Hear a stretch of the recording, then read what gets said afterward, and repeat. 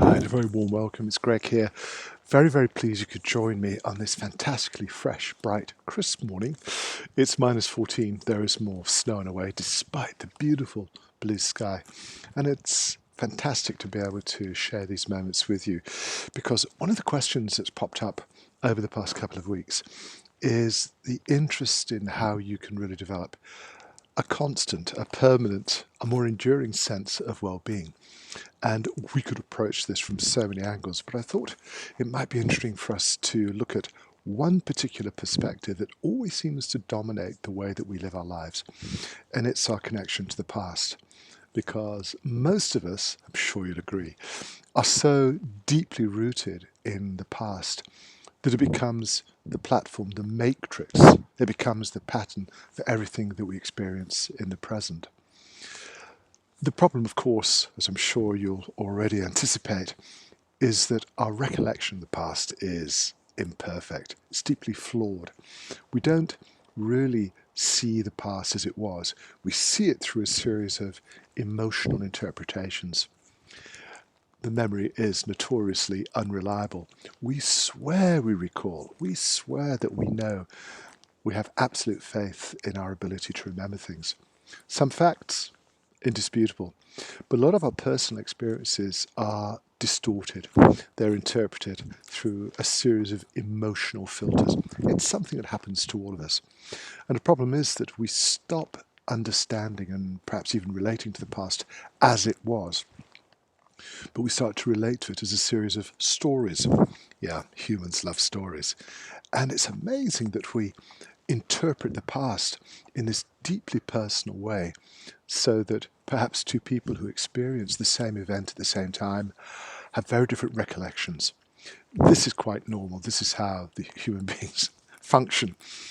But my question today is, what is the consequence of living in the past, of using our past experiences as the only reference point for how we experience the future? There's a fantastic technique, as you again have probably anticipated, it's been around for thousands of years, that teaches us to learn how to let go of the past. And there's a very, very powerful reason for doing this. It's because when we are detached from what we think happened or what we're even sure constituted our past, when we let go of the past, we create a blank space.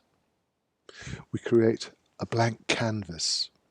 And it's on that completely fresh page that we can decide how our future is going to unfold.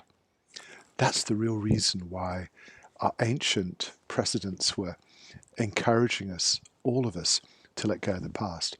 So whatever happened no longer serves as the pattern for the future. We're not defined anymore by what happened, but we can take a deep breath, open a blank page and say, it's going to be like this from now on. And that's one of the pathways we can pursue if we want to look at personal growth, personal development, encouraging positive change in our behavior, in our attitudes, our thoughts and feelings. And whatever happened, we're no longer going to be contained within the limitations of the past, of our memories, especially in terms of our memories of the past.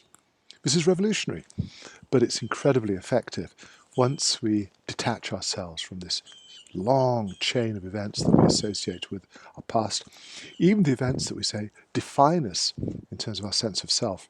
We open up so many fresh possibilities for greater well-being. I'm serious. For better health, better digestion, better sleep, even a broader capacity to enjoy life with perhaps more happiness than you ever thought possible, because the past is no longer casting its long shadow over our lives.